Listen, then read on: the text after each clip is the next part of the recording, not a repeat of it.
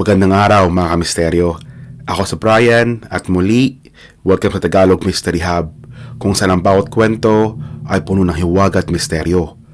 Sa araw na ito, samahan ninyo ako maglakbay sa isang malungkot ngunit napakagandang lugar sa West Yorkshire, sa England. Ito ang Ilkley Moor, isang lugar na tila humihinga ng misteryo kung saan nagganap ang isang engkwentrong hindi malilimutan. Ito ang kwento ng isang kakaibang nilalang, isang UFO, at isang tao na nagkaroon ng tapang upang ikwento ang kanyang nakita. Ngunit ito rin ang kwento na puno ng mga tanong na tila walang kasagutan. Handa na ba kayo? Tara, simulan natin ang kwentong ito. Bago tayo dumiretso sa kwento, saglit nating damhin ang Ilkley Moor. Isang malawak na kabundukang may kakaibang katahimikan. Ang lugar na ito ay punong-puno ng mabatong daan, malalawak na parang, at malamlam na liwanag na tila nagdadala ng sariling buhay. Parang may tinig ang bawat simoy ng hangin, at bawat pagkaluskos ay may kwentong gustong ipahayag. Ngunit sa kabala ng ganda nito, nakatago pa rin ang mga misteryo. Mga kwento ng paranormal, mga alamat ng mga nilalang, at mga hindi maipaliwanag na pangyayari. Dito, bawat hakbang ay tila naghahanda sa iyo para sa isang di inaasahang tagpo. Ang umaga ng Desyembre 1, 1987 ay isang tipikal na malamig na araw sa Ilkley Moor.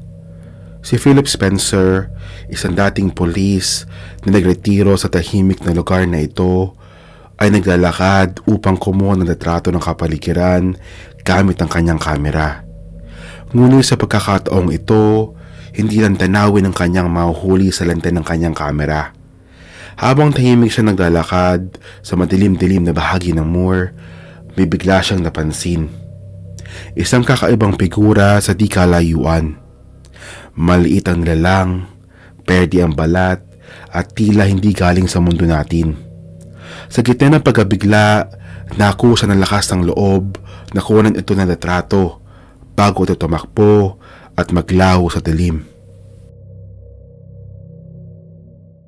Ang litrato ay tila isang piraso ng puzzle. Isang maliit na figura na may malalaking mata, kakaibang hugis ng ulo, at mahabang braso. Hindi ito maihahalin tulad sa kahit anong hayop o tao. Sa bawat tingin sa larawan, mas lalo kang maaakit sa tanong, ano nga ba ito? Ang mga mata ng nilalang ay tila nakatingin sa mismong kaluluwa ni Spencer. Para bang nauunawaan nito ang presensya niya.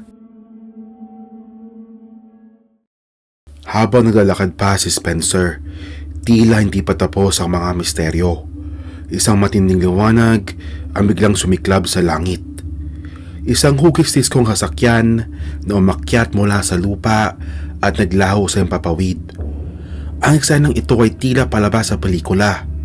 Ngunit para kay Spencer, ito ay tunay na pangyayari. Nanginig siya sa takot at pagkataka.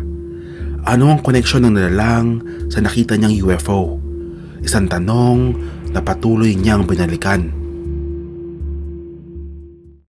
Dinala ni Spencer ang kanyang litrato sa mga eksperto at dito nagsimula ang mas maraming tanong. Hindi basta-basta mapepeke ang litrato ayon sa ilan. Ngunit para sa iba, ito'y optical illusion o simpleng prank lamang. Ngunit si Spencer, sa kabila ng pagdududa ng iba, ay nanindigan sa kanyang kwento. Ang nakita niya, ayon sa kanya, ay tunay.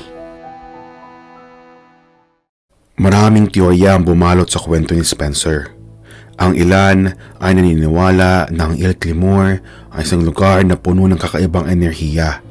Isang gateway kung saan ang mga nilalang mula sa ibang mundo ay nagpapakita. Ang iba naman ay nagsasabing posibleng isang panloloko lamang ito. Ngunit ang tanong, bakit hindi nagbago ang kwento ni Spencer kahit ilang dekada nang lumipas? Hanggang ngayon, patuloy na pinag-aaralan ang litrato ni Spencer. at ang Ilk Limor ay naging tanyag bilang isa sa pinakamisteryosong lugar sa mundo. Ang kwento ni Spencer ay isang paalala ng ating mundo ay puno ng hiwaga. Mga kwentong naghihintay lamang na matuklasan. Mga tanong na naghihintay ng sagot. Maraming salamat sa pagsama ninyo sa isa na namang nakakapanindig balahibong kwento.